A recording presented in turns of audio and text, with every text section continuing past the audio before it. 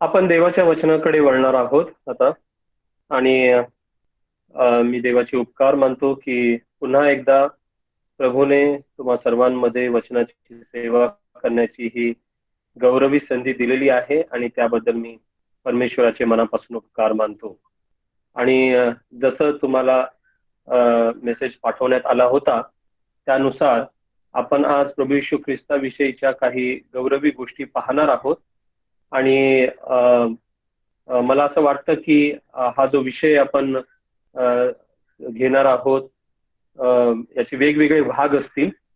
म्हणजे आज आपण इमान्युएल या शब्दाने सुरुवात करत आहोत. प्रभू येशू ख्रिस्ताला देण्यात आलेलं ते नाव आहे. आणि प्रभू येशू ख्रिस्ताविषयीच्या अशा गौरवाच्या अनेक गोष्टी आहेत. म्हणजे तो देवाचा पुत्र आहे, तो यहुद्यांचा राजा आहे, तो मनुष्याचा पुत्र आहे, त्याला पाप्यांचा मित्र असं म्हणण्यात आलं.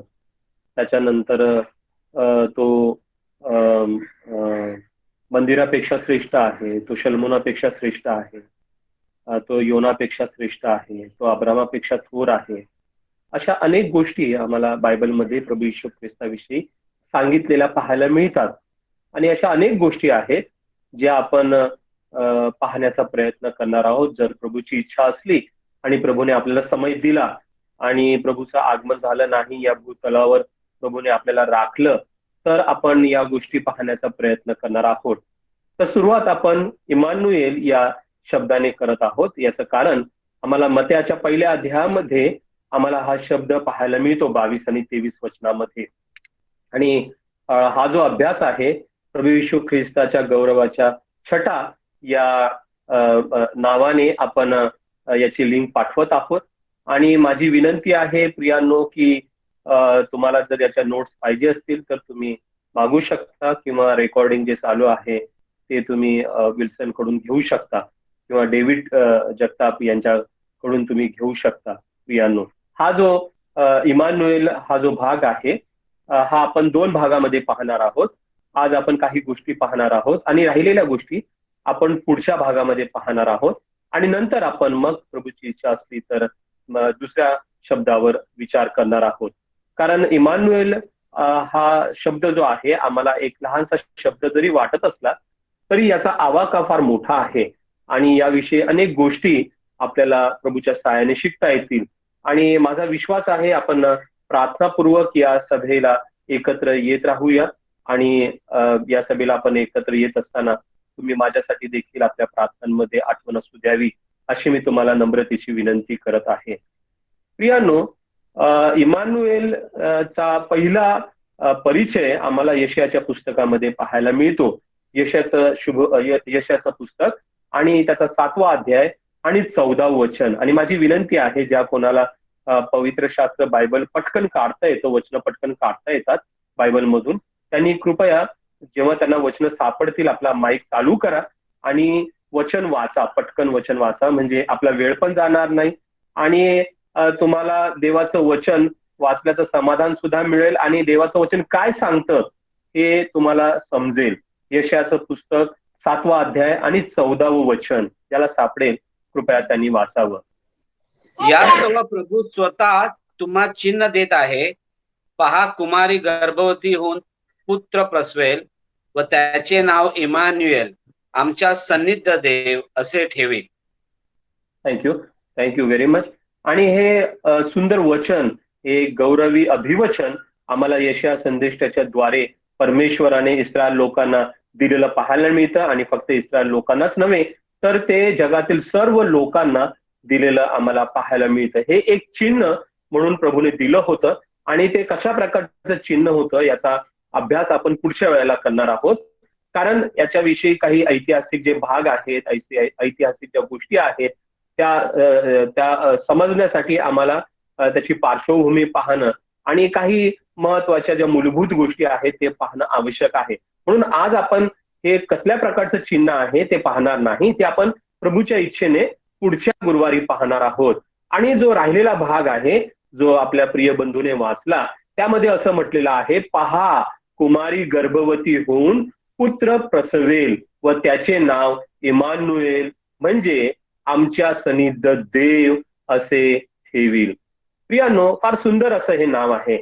आणि या यशातील वचनाचा संदर्भ आम्ही मत्याच्या शुभवर्तमानामध्ये मतयाने पवित्र आत्म्याच्या प्रेरणेने हे शुभवर्तमान लिहित असताना घेतलेला आम्हाला पाहायला मिळतो. आणि तुमच्यापैकी ज्या कोणाला मत्याचं शुभवर्तमान पहिला अध्याय 22 आणि 23 वचन काढून वाचता येईल, कृपया त्यांनी ते वाचावं. मत्याचं शुभवर्तमान पहिला अध्याय 22 आणि 23 हे वचन मत्याने प्रभू येशू ख्रिस्ताच्या जन्माच्या वेळेला याविषयी काही गोष्टी सांगितलेल्या आहेत.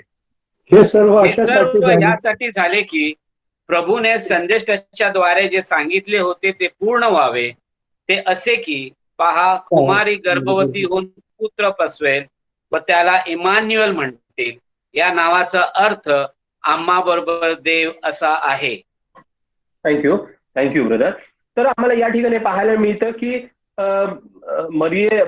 योसेफाला हे देवदूताच्या द्वारे सांगण्यात आलं. तो आपल्या पत्नीला मरियेला सोडण्याच्या बेतामध्ये होता आणि स्वप्नातून देवदूताने त्याला हे सांगितलं की ही जी गोष्ट आहे ती देवापासून आहे आणि तू आपल्या बायकोला सोडू नकोस. आणि देवाने ही गोष्ट त्याला सांगितल्यानंतर, देवाकडून म्हणजे देवाच्या दूताकडून ही गोष्ट कळल्यानंतर मग मत्तयाने या गोष्टीचा संदर्भ यशायातील त्या भविष्य वचनाशी जोडलेला आम्हाला पाहायला मिळतो यानो. आणि कसं देवाने दिलेल्या अभिवचनाची प्रभू येशू ख्रिस्ताच्या आगमनाच्या द्वारे परिपूर्ती झाली ते आम्हाला या ठिकाणी पाहायला मिळतं. एक गौरवी गोष्ट आम्ही या ठिकाणी पाहतो. मनुष्यांसाठी सर्वोत्तम, सर्वोत्कृष्ट आणि सर्वश्रेष्ठ गोष्ट जर कोणती असेल तर ती आहे आमच्या बरोबर देव आहे ना. किती सुंदर आहे ना हे. यासारखी मोठी गोष्ट दुसरी कोणती असू शकते? आमच्या संगती देव, आमच्या जवळ देव, आमच्या सहवासामध्ये देव. प्रियानो, एका अद्वितीय गर्भधारणेची घोषणा परमेश्वराने ख्रिस्त जन्माच्या 700 वर्ष आधी यशया संदेश त्याच्या द्वारे केली आणि त्याची परिपूर्ती आजपासून साधारणपणे 2000 वर्षापूर्वी कशा रीतीने झाली हे आम्हाला या वचनात पाहायला मिळतं. आता कित्येक जण कुमारी हा जो शब्द आहे, म्हणजे कित्येक भाषांतरकार जे आहेत ते कुमारी हा शब्द नाकारतात आणि ते तरुणी हा शब्द वापरण्याचा प्रयत्न करतात.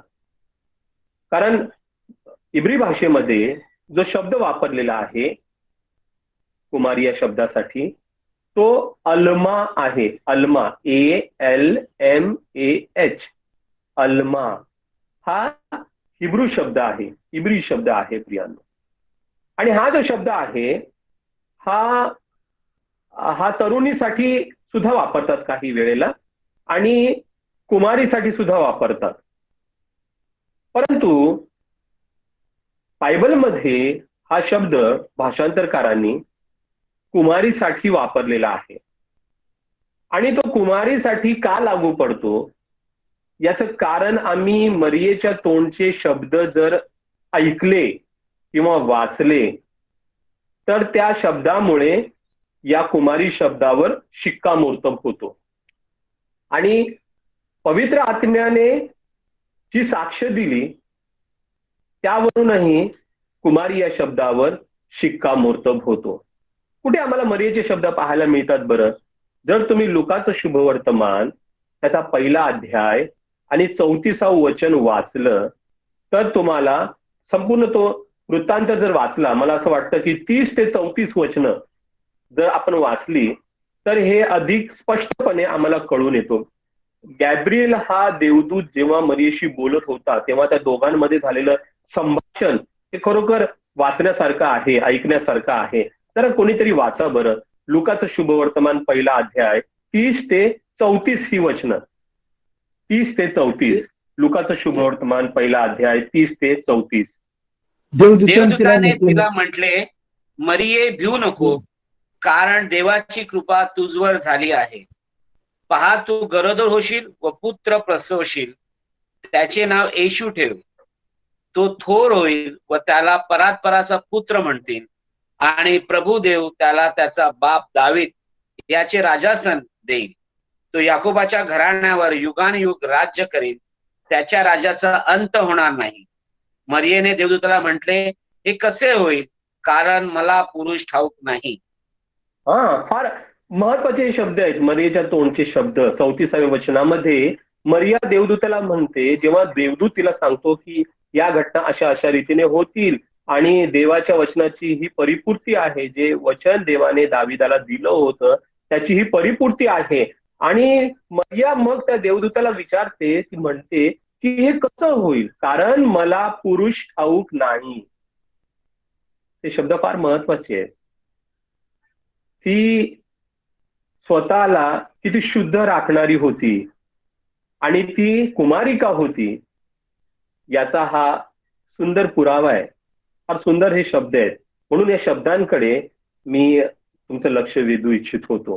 कारण पुष्कळ भाषांतरकार जे काय म्हणतात किंवा या शब्दाविषयी चुकीचे उद्गार काढतात त्याचं खंडन करण्यासाठी मी मुद्दामहून हे मरियेचे उद्गार ते तुम्हाला वाचायला सांगितलेले आहे. आता पवित्र आत्म्याच्या द्वारे जे काही तुम्हाला आणि मला सांगण्यात आलेलं आहे ते सुद्धा वाचण्यासारखं आहे. त्याचं पुढचंच वचन म्हणजे 35वं वचन पहा, तुम्ही वाचा. देवदूत काय म्हणाला ते आम्हाला या ठिकाणी सांगण्यात आलेलं आहे.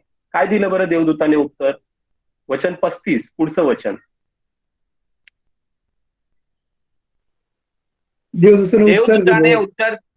देवदूताने उत्तर दिले, पवित्र आत्मा तुझवर येईल आणि परात्पराची शक्ती तुझवर छाया करेल. याकरिता जो जन्मेल त्याला पवित्र देवाचा पुत्र असे म्हणतील. ओके, तर या ठिकाणी देवदूत उत्तर देत आहे.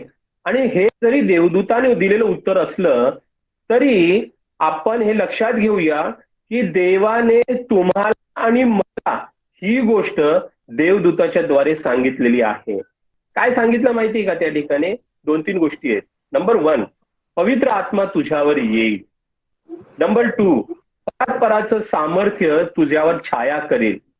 आणि या कारणाने नंबर 3, ज्याचा जन्म होईल त्याला पवित्र देवाचा पुत्र असे म्हणतील. तो पवित्र आणि तो देवाचा पुत्र आहे.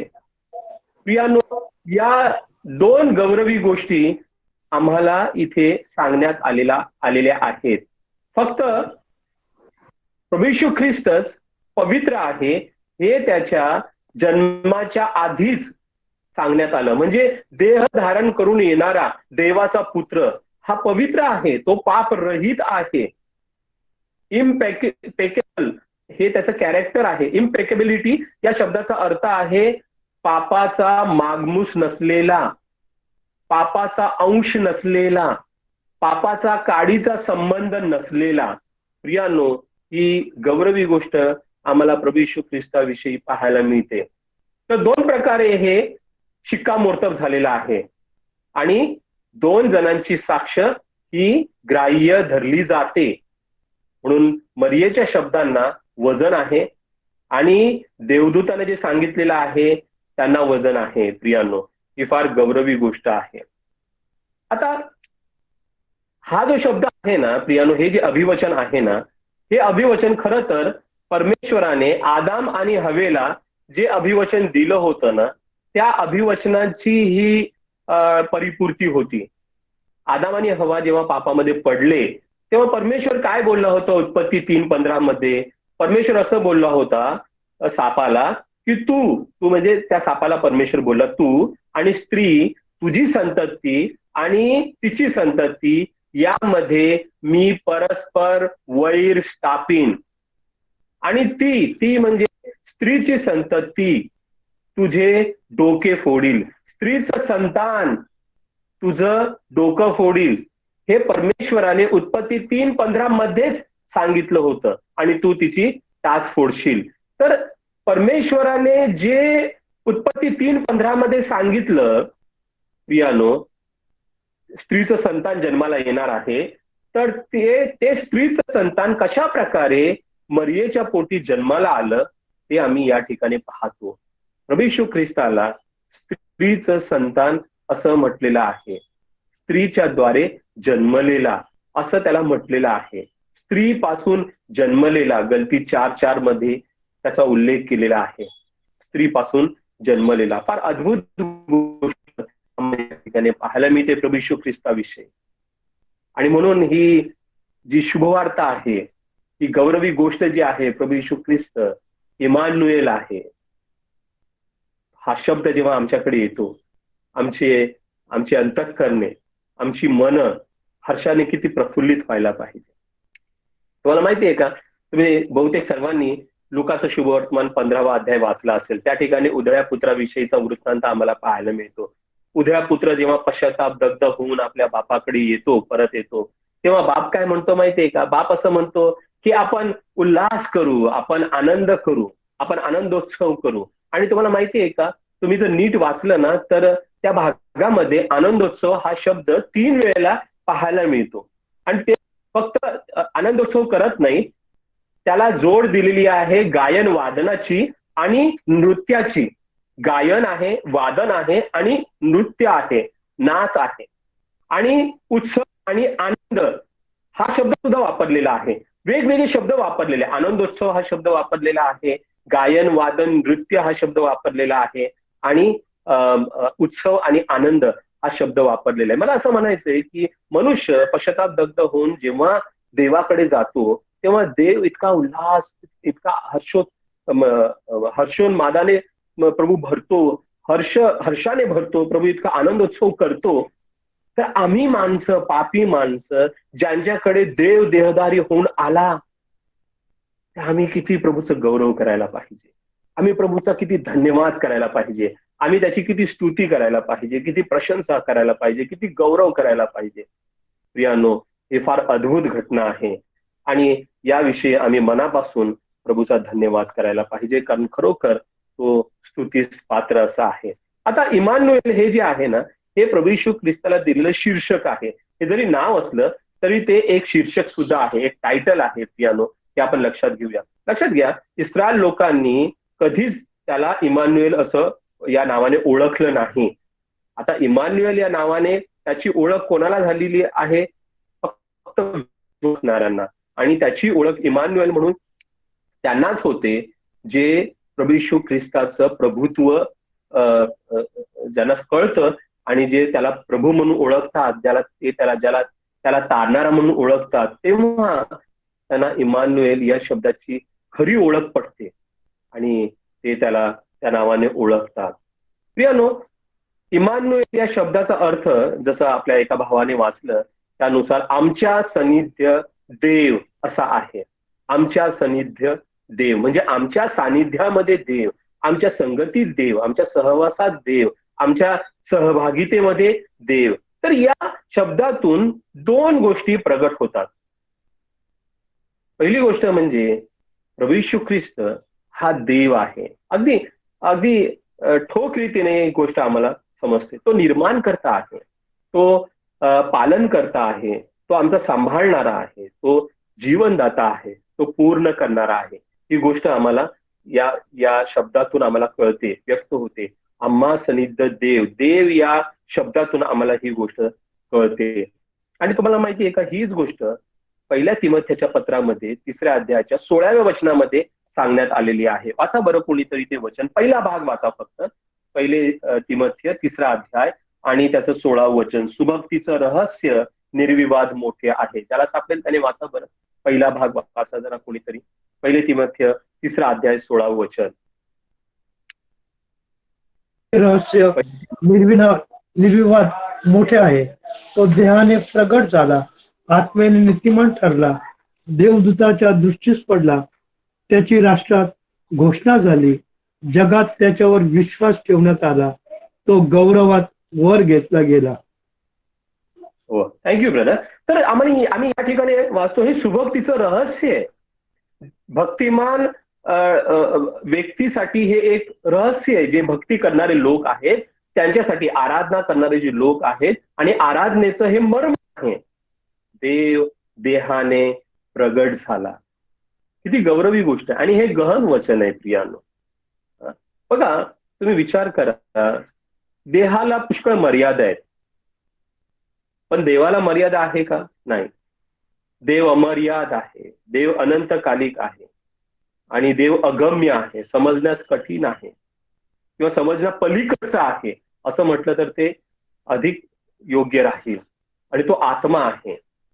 परंतु तो देव समयामध्ये आला, स्थानामध्ये आला आणि स्वरूपामध्ये आला. समयामध्ये, स्थानामध्ये आणि स्वरूपामध्ये. ही फार महत्वाची गोष्ट आहे.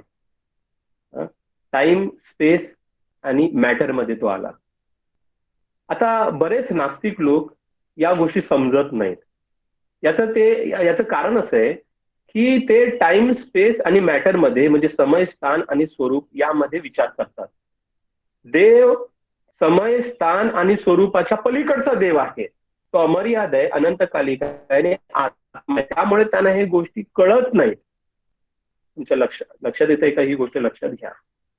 आणि प्रभू येशू ख्रिस्त समयात, स्थानात आणि स्वरूपामध्ये आला आणि म्हणजे तो देहामध्ये प्रगट झाला असा शब्द वापरलेला आहे.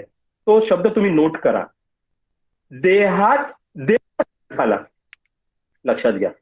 आता देहात येऊन दैवत्व प्रगट करणं हे किती कठीण आहे, अशक्य प्रकारची गोष्ट आहे. पण प्रभू येशू ख्रिस्ताच्या द्वारे हे घडलं आणि त्याचा पुरावा बायबलमध्ये आम्हाला पाहायला मिळतो. देहामध्ये प्रभू येशू ख्रिस्ताने देवत्व किंवा ईश्वरत्व प्रगट केलं. आहे ना अद्भुत गोष्ट, कमालीची गोष्ट आहे आणि गौरवी गोष्ट आहे प्रियांनो. म्हणून यशया संदेशाने यशयाच्या 9व्या अध्यायाच्या 6व्या वचनामध्ये जी प्रभू येशू ख्रिस्ताची ओळख दिलेली आहे त्यामध्ये सर्वात पहिली ओळख अद्भुत या शब्दाने दिलेली आहे. त्याच्या अनेक स्वभाव वैशिष्ट्यांपैकी हे एक वैशिष्ट्य आहे प्रभू येशू ख्रिस्ताचं, अद्भुत. अद्भुत या शब्दाचा अर्थ आहे आश्चर्याने दंग करणारा, आश्चर्याने चकित करणारा, आश्चर्यचकित करणारा. आणि खरोखर आश्चर्यचकित करणारं त्याचं व्यक्तिमत्व आहे. पहा ना, देव या नात्याने तो सनातन पिता आहे. सनातन पिता म्हणजे अनंतकालिक पिता आहे. आणि मनुष्य या नात्याने तो मरियेचा मुलगा आहे. देव या नात्याने तो समर्थ देव आहे आणि मनुष्य या नात्याने तो देहामधला मनुष्य आहे. देव आणि मनुष्य यामध्ये प्रभू येशू ख्रिस्त हा मनुष्य मध्यस्थ आहे. हा एकच मध्यस्थ आहे, त्याला मनुष्य असं म्हटलेलं आहे. तर यशया 9:6 मध्ये म्हटलेले तो पुत्र आहे. पण त्या यशया 9:6 मध्ये हे सुद्धा म्हटलेलं आहे तो बाळ आहे, जन्मलेलं बाळ आहे. आम्हासाठी बाळ जन्मला आहे. आणि पुढे असं म्हटलेलं आहे आम्हाला पुत्र दिला आहे. पुत्र जन्मला आहे असं म्हटलेलं नाहीये, पुत्र दिला आहे. लक्षात घ्या. आता पुत्र म्हणजे काय ते आपण कधीतरी हे आता आपण शिकत आहोत प्रभू येशू ख्रिस्ताविषयी. तर हा भाग देखील आपल्या शिक्षणाचा एक धडा असणार आहे. तर आपण त्यावेळेला पाहूया. पुत्र या शब्दाचा अर्थ बऱ्याच लोकांना कळत नाही आणि बऱ्याचशा संदेशामध्ये मी सांगण्याचा प्रयत्न केलाय, परंतु डिटेलमध्ये आपण नंतर पुढे पाहणार आहोतच. परंतु ही गोष्ट लक्षात घ्या, देव या नात्याने तो पुत्र आहे. पिता आणि पुत्र यांना इब्री भाषेमध्ये एकच शब्द वापरलेला आहे आणि आम्ही ही गोष्ट लक्षात घेतली पाहिजे. पण तो मनुष्य या नात्याने गव्हाने जन्मलेला बाळ आहे. दानिएलामध्ये त्याला पुराण पुरुष म्हटलेला आहे. देव या नात्याने तो पुराण पुरुष आहे. परंतु यशया 53 मध्ये त्याला दुःखाचा पुरुष असं म्हटलेलं आहे. मलाकी म्हणतो तो नीतिमत्वाचा सूर्य आहे आणि पेत्र म्हणतो तो पहाटचा तारा आहे. म्हणजे तो सूर्य पण आहे, त्याचं देवत्व दर्शवतं. तो पहाटचा तारा आहे, त्याचं मनुष्यत्व दर्शवतं. यिर्मया म्हणतो परमेश्वर आमची धार्मिकता हे त्याचं नाव आहे. आणि यिर्मयामध्येच म्हटलेलं आहे तो धार्मिक अंकुरही आहे. किती गौरवी आहे ना आपल्या प्रभूचं व्यक्तित्व. आणि प्रभू प्रगटीकरणामध्ये असं म्हणतो मी जिवंत आहे. आणि जिवंत म्हणजे तो युगानुयुगापासून जिवंत आहे. पण तरी तो क्रुसावर मरण पावला. अद्भुत आहे प्रिया. इमानुएल हा शब्द किती अद्भुत आहे, आम्हाला ही गोष्ट पाहायला मिळते. इमानुएल या शब्दातून मी तुम्हाला सांगितलं, देव प्रगट होतो, देव व्यक्त होतो.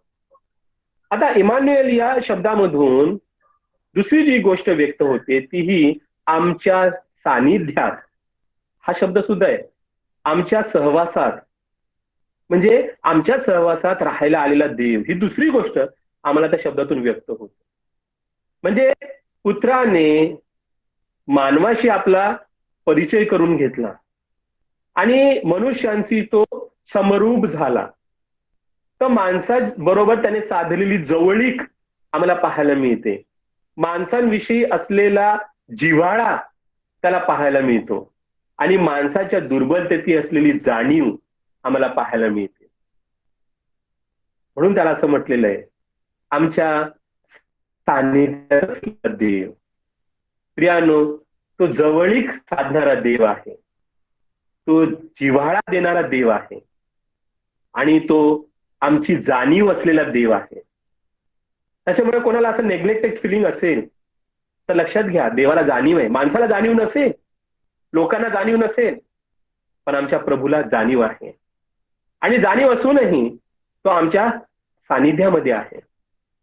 तुमच्या अशक्तपणाची, तुमच्या दुर्बलतेची त्याला जाणीव आहे. तुम्हाला पापाशी किती झगडा करावा लागतो, किती युद्ध करावं लागतं, त्याला जाणीव आहे. तुमच्या मनामध्ये काय काय युद्ध चाललेले आहे त्याला जाणीव आहे. तुमच्या चिंता असतील, तुमच्या काळज्या असतील, तुमचे प्रश्न असतील, सुटत नसतील, तुम्ही प्रार्थना करताय आणि प्रश्न सुटत नाही, अशा परिस्थितीतून तुम्ही जात असाल, तुमची कोंडी झाली असेल, तुमचा कोंडमारा झाला असेल, इतका कोंडमारा की तुम्हाला तो व्यक्त करता येत नसेल, तुमची मनामध्ये कुतरोड चालू असेल, मनामध्ये संघर्ष चालू असेल, लक्षात घ्या, त्याला जाणीव आहे. कारण तो आमच्या सानिध्यात आहे. त्याला माणसाचं सानिध्य आवडतं. तो शब्द जो आहे ना, सानिध्य, तो सहवास दर्शवतो. आणि या सहवासाच्या आड कुठलीही गोष्ट येऊ शकत नाही, लक्षात घ्या. आणि तुम्हाला माहिती आहे का, जिव्हाळ्या या शब्दातून त्याची प्रेम भावना व्यक्त होते. तो पाप्यांवर जिव्हाळा व्यक्त करतो, म्हणजे पाप्यांवर तो आपल्या प्रीतीचा वर्षाव करतो, आपली प्रीती ओततो. आणि तुम्हाला माहिती आहे का, तो एकच असा आहे, तो जवळीक साधतो. आम्हाला बायबलमध्ये पदोपदी हे पाहायला मिळतं. शंभरोनीच तिच्या जवळ जायला कोणी मागत नव्हतं. प्रभू येशू ख्रिस्त हा तिचा उद्धार करण्यासाठी तिच्या जवळ गेला आणि त्याने तिचं जीवन बदलून टाकलं. त्याला पाप्यांचा मित्र असं म्हटलेलं आहे. का? त्याला हिनवत होते, हा खादाड आहे, हा दारूबाज मनुष्य आहे, असं ते म्हणत होते. ते शब्द देखील आपण पाहणार आहोत, प्रभूच्या गौरवाशी संबंधित आहेत, त्या गौरवाच्या छटा आहेत प्रभूच्या, ते देखील आपण पाहणार आहोत. का बरं त्याला पाप्यांचा मित्र, दारूबाज मनुष्य, खादाड असं म्हटलं? कारण तो जवळीक साधणार आहे. तो पाप्याचा तिटकारा करत नाही, घृणा करत नाही. तो त्या परुषासारखा नाहीये जो म्हणतो की या पापी माणसासारखा मी नाहीये. परुषी लोक तसे बोलायचे, प्रार्थना करताना बोलायचे ती लोक, परंतु आमचा प्रभू तसा नाहीये. तो पाप्यांची जवळीक साधणारा आहे, तो जिव्हाळा व्यक्त करणारा आहे आणि त्याला तुमची जाणीव आहे, प्रत्येक गोष्टीची जाणीव आहे. किती गौरवी हा शब्द आहे, आमच्या सानिध्य, आमच्या सानिध्यामध्ये राहणारा आमचा देव. आणि या शब्दातून आणखी दुसरी गोष्ट व्यक्त होते, ती म्हणजे देवाची देहधारणा, पुत्राची देहधारणा. आणि आमच्या सानिध्यामध्ये देवाला राहायचंय ही देवाच्या मनातली गोष्ट आहे आणि तो त्याच्या मनातला अनंतकालिक विचार आहे, हे लक्षात घ्या प्रियांनो. कारण तो अनंत काळापासून या गोष्टीचा विचार करतो. आता बघा, देवाचा पुत्र हा अनंत काळापासून आहे, लक्षात घ्या, अनंतकालिक आहे. देवाने स्वतःला पिता, पुत्र आणि पवित्र आत्मा अशा 3 व्यक्तित्वांमध्ये व्यक्त केलेला आहे. तर देवाचा पुत्र हा अनंतकालिक आहे, अनंत काळापासून आहे.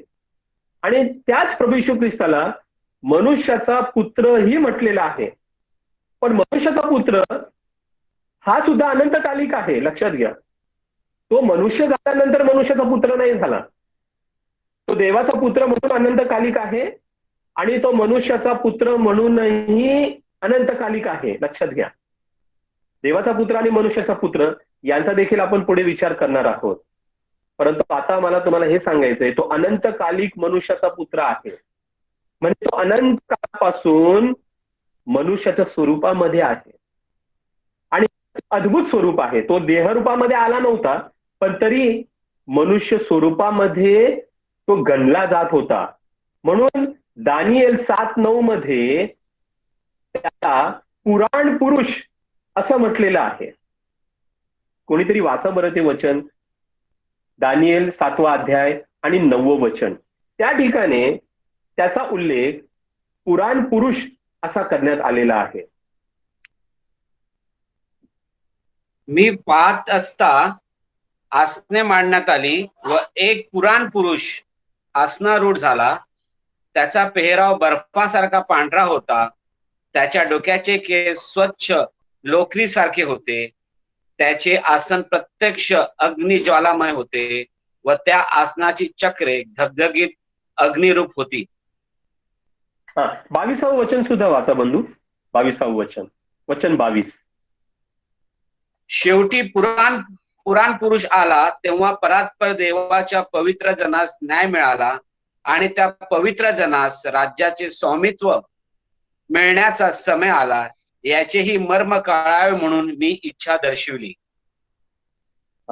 तर आम्हाला या ठिकाणी पाहायला मिळतं की हा उल्लेख जो आहे ना, हा आधी दानिएलच्या पुस्तकामध्ये करण्यात आलेला आहे. प्रियांनो, प्रभू येशू ख्रिस्ताविषयीचा हा उल्लेख आहे, हे आपण लक्षात घेऊया. आणि तुम्हाला माहिती आहे का, एक रहस्य मी तुम्हाला सांगतो.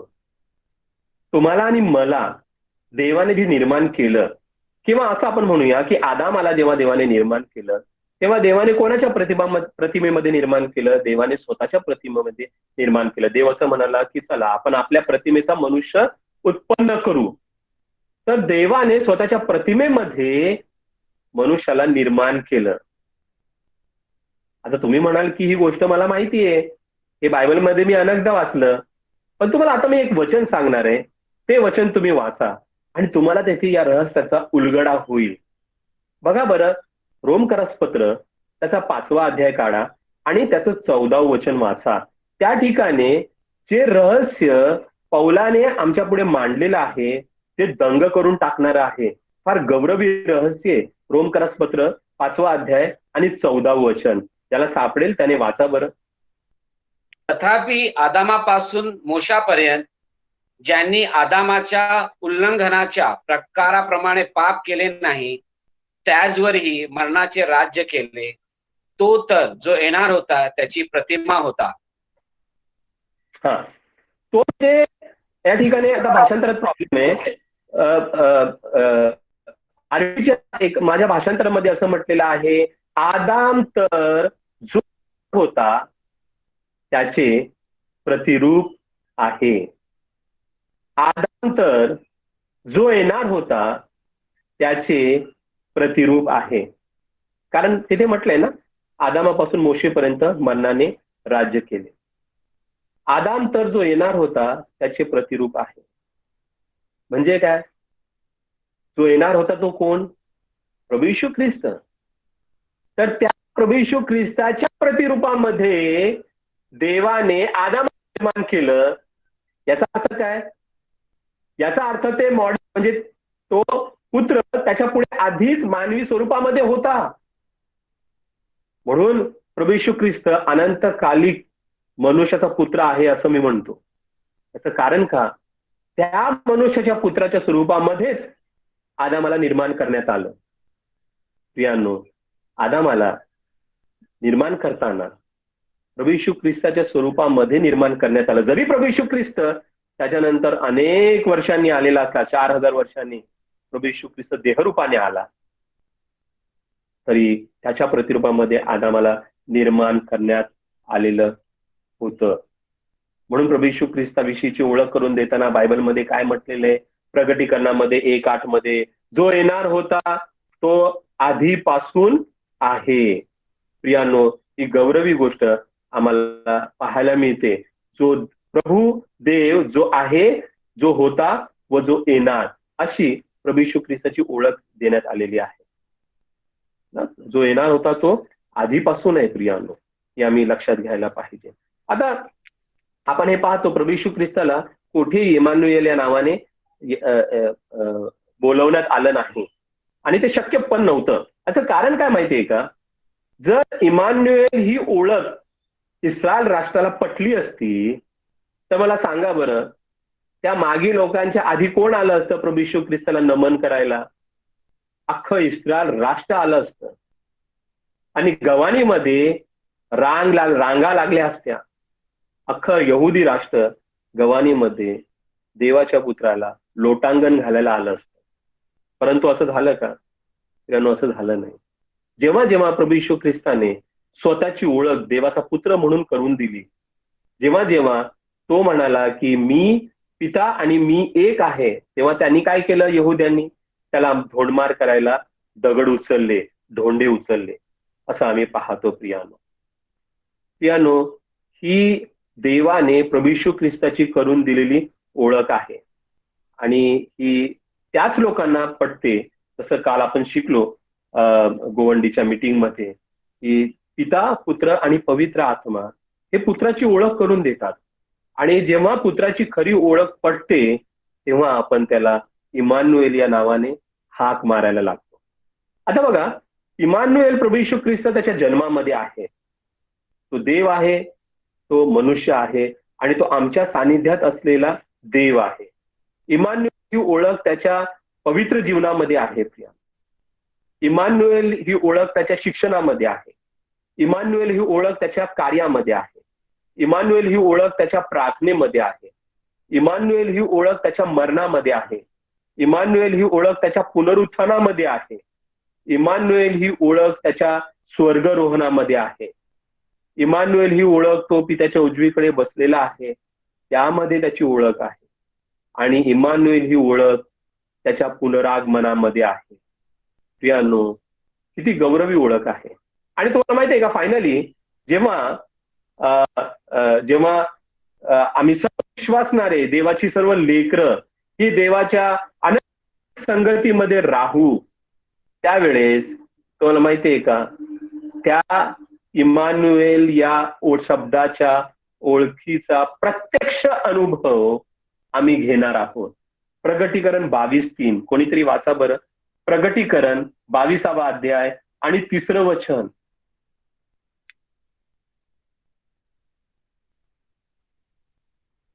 प्रगटीकरण 22वा अध्याय आणि 3रं वचन.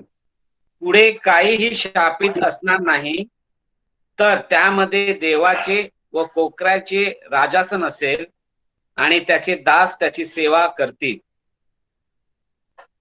ओके, ते वचन आहे बघा. आणि मी राजासनातून आलेली मोठी वाणी ऐकली, ती अशी, पहा देवाचा मंडप मनुष्यांजवळ आहे, त्यांच्याबरोबर देव आपली वस्ती करील आणि ते त्याचे लोक होतील आणि देव स्वतः त्यांच्या बरोबर राहील. बहुतेक मला असं वाटतं 4थं वचन असावं ते, है ना. पहा देवाचा मंडप मनुष्यांजवळ आहे आणि त्यांच्याबरोबर देव आपली वस्ती करील आणि ते त्याचे लोक होतील. आणि देव स्वतः त्यांच्या बरोबर राहील. इमानुएल या गौरवी शब्दाचा अनुभव प्रत्यक्ष आम्ही घेणार आहोत. आता आध्यात्मिक स्वरूपामध्ये आम्ही घेत आहोत, परंतु येणाऱ्या दिवसांमध्ये, अनंत काळामध्ये आम्ही प्रत्यक्ष तो घेणार आहोत. आणि बघा, आपल्या जीवनाच्या प्रत्येक गोष्टीमध्ये इमानुएल आहे. त्याच्या नावाचं हे जे त्याचं शीर्षक आहे, त्याचं कार्य आमच्या जीवनामध्ये चालतं. जीवनाच्या सुरुवातीला, जीवनाच्या सातत आमचं जीवन जगत असताना आणि जीवनाच्या समाप्तीमध्ये. प्रियानो, तो इमानुएल आमच्या सानिध्यात आहे, म्हणून आमच्या जीवनामध्ये सुख आहे, आमच्या जीवनामध्ये समाधान आहे, आमच्या जीवनामध्ये शांती आहे, आमच्या जीवनामध्ये सांत्वन आहे, आमच्या जीवनामध्ये देवाचं सामर्थ्य आहे, आमच्या जीवनामध्ये संरक्षण आहे, आमच्या जीवनामध्ये सुरक्षितता आहे आणि तो आमचा प्रतिकार करणारा देव आहे. आमच्या परीक्षात तो राहतो कारण तो आमच्या सानिध्यात आहे, आमच्या संकटात तो असतो, आमच्या क्लेशात तो असतो, आमच्या दुःखात तो असतो. आणि जेव्हा आपण हे जग सोडून जातो प्रियानो, तेव्हा सुद्धा तो आमच्या बरोबर असतो. त्याच्यामुळे मरण राहत नाही. मरण हे प्रभू येशू ख्रिस्ताने नाहीसं केले. आणि तुम्हाला आणखी एक गोष्ट सांगू, तो आमच्या न्यायात सुद्धा असणार आहे. जेव्हा आमचा न्याय होईल, विश्वासणाऱ्यांचा न्याय होईल भीमासमोर, तेव्हा सुद्धा तो आमच्या सानिध्यात असणार आहे. लक्षात घ्या, कारण तो सदैव आमच्या सानिध्यात असणारा देव आहे. आणि त्याचं सानिध्याचं वैशिष्ट्य काय माहितीये का? सोबतही असतो आणि आमच्या आतही असतो. लक्षात घ्या, हे दुहेरी सानिध्य विश्वासणाऱ्यांना लाभलेलं आहे. तो आमच्या सोबत आहे नंबर 1, आणि तो आमच्या आत सुद्धा आहे. किती गौरवी गोष्ट आम्ही या ठिकाणी पाहतो. निर्माणकर्त्याने निर्मितीची घेतलेली ही अद्भुत भेट आहे प्रिया. त्याला आमच्या सर्व गोष्टींची, मी तुम्हाला मगाशी सांगितलं, अशक्तपणा, दुर्बलता, क्षणभंगुरता, आमचं अवलंबून राहणं, या सगळ्या गोष्टीची जाणीव आहे. तुम्हाला माहिती आहे का, त्या गोष्टीचा त्याने स्वतः अनुभव घेतला. आमच्या अशक्तपणाचा, आमच्या दुर्बलतेचा, आमच्या क्षणभंगुरतेचा, अवलंबून राहणं जे आहे, आमचे कष्ट, आमचं दारिद्र्य, आमच्या वेदना, आमची व्याकुळता, सगळ्या गोष्टीचा त्याने अनुभव घेतला. आणि ज्याच्या वाट्याला द्वेष येत आहे त्यांच्यासाठी तर त्याने किती प्रचंड प्रमाणामध्ये द्वेष आणि तिटकारा आणि क्रूरता आणि दुष्टपणा अनुभवला, आम्ही त्याची कल्पना सुद्धा करू शकत नाही. परंतु त्याचबरोबर तो पवित्र आहे, तो शुद्ध आहे आणि तो नीतिमान आहे. हे 3 शब्द त्याच्याविषयी वापरलेले आहे. म्हणून तो पापरहित आहे, त्याच्यामध्ये कुठल्याही प्रकारचं वाईट नाहीये. किती गौरवी आमचा प्रभू आहे. सैतानाची कुठलीही गोष्ट त्याच्यामध्ये नाही. योहान 14:30 मध्ये तो बोलतो, तो असं म्हणतो की जगाचा अधिकारी येतो तरी माझ्यावर त्याची काही सत्ता नाही. सैतानाचं काहीही त्याच्यामध्ये नाही. आणि तो योहान 8 मध्ये असं म्हणतो की तुमच्यापैकी कोण माझ्यावर पाप लागू करेल. प्रभू येशू ख्रिस्ताने स्वतःला अशा रीतीने सादर केलेला आहे की मनुष्यांना त्याच्यामध्ये आनंद निर्माण होईल, त्याच्यामध्ये रस निर्माण होईल. आणि तुम्हाला माहिती आहे का, त्याला आमच्याविषयी आस्था आहे, आपुलकी आहे आणि आपलेपणा आहे. म्हणून आपण सतत त्याच्या जवळ जायला हवं. आणि मी तर असं म्हणतो, आपल्या हृदयावर, आपल्या मनावर, आपल्या विचारांवर, आपल्या ओठांवर आपण इम्मानुएल हे नाव बिंबवून टाकायला हवं. ते सतत आमच्या जीवनात असायला हवं आणि या नावाने आम्ही जीवन जगायला हवं. आणि तुम्ही या नावाने आपलं जीवन जगायला सुरुवात करा प्रियानो, बघा तुमचं जीवन किती अद्भुत रीतीने बदलून जाईल. आणि एक फायनली एक वचन आपण वाचूया आणि मग समाप्त करूया. इब्री 2 अध्याय 15 आणि 16 वचन मला जाता जाता आठवलं समाप्तीच्या वेळेस, म्हणून मी विनंती करतो ज्या कोणाला सापडेल इब्री लोकासपत्र 2 अध्याय 15 आणि 16 वचन कृपा करून त्याला सापडेल त्यांनी वाचा. इब्री लोकासपत्र 2 अध्याय 15 आणि 16 वचन. आणि जे मरणाच्या भयाने आयुष्यभर दास्याच्या बंधनात होते त्या सर्वांना मुक्त करावे. आणि खरे पाहता तो देवदूताच्या सहाय्यास नव्हे तर अब्रामाच्या संतानाच्या सहाय्यास येतो. 2 अध्याय 15 आणि 16. 15 आणि 16 वाचलं का तुम्ही बंधू? आपल्या सर्वांच्या दुर्बलतेविषयी ज्याला सहानुभूती वाटत नाही असा आपला प्रमुख याजक नाही, तर तो सर्व प्रकारे आपल्याप्रमाणे पारखलेला होता. किती गौरवी गोष्ट आम्ही पाहतो. प्रभू येशू ख्रिस्त त्याला आमच्या दुर्बलतेविषयी सहानुभूती वाटते. मग ती शारीरिक असो, आत्मिक असो, वैचारिक असो, भावनिक असो किंवा कुठल्याही प्रकारची असो, त्याला आमच्या दुर्बलतेविषयी सहानुभूती वाटते. आणि किती महान असा हा याजक आहे प्रियांनो. आणि तो काय म्हणतो माहितीये का, तुम्ही माझ्या राजासनाजवळ या. त्याला नाव फार सुंदर दिलंय, कृपेचं राजासन. कशासाठी? तो असं म्हणतो की मला तुमच्यावर दया करायची आणि मला तुमचं सहाय्य करायचंय. पाहिलं, आमच्या सन्निध देव म्हणजे काय, त्याचा अर्थ आम्हाला इथे पाहायला मिळतो.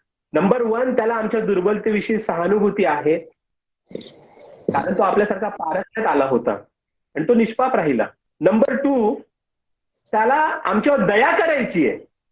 आणि नंबर 3, त्याला आमचं सहाय्य करायचंय, म्हणजे मदत करायची, त्याला हात द्यायचंय आणि आम्हाला लिफ्ट द्यायची आहे. किती गौरवी आमचा प्रभू आहे.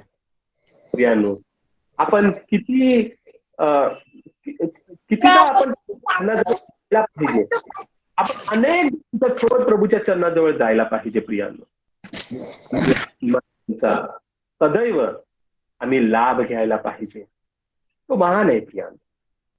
आणि आपण येणाऱ्या दिवसांमध्ये त्या इमान्युएलच्या सहवासामध्ये आपला काळ घालूया प्रियानो. अधिक वेळ आपण घालूया, अधिक आपण त्याच्यावर अवलंबून राहूया, अधिक आपण त्याला बिलगूया, कारण त्याला तुमच्यामध्ये रस आहे, त्याला तुमच्यामध्ये हर्ष आहे, त्याला तुमच्यामध्ये आवड आहे, त्याला तुमच्यामध्ये आनंद आहे, त्याला तुमच्याविषयी आपुलकी आहे, त्याला तुमच्याविषयी आपलेपण आहे, त्याला तुमच्याविषयी आस्था आहे. तो इतका महान आहे, म्हणून त्याचं नाव इमान्युएल आहे.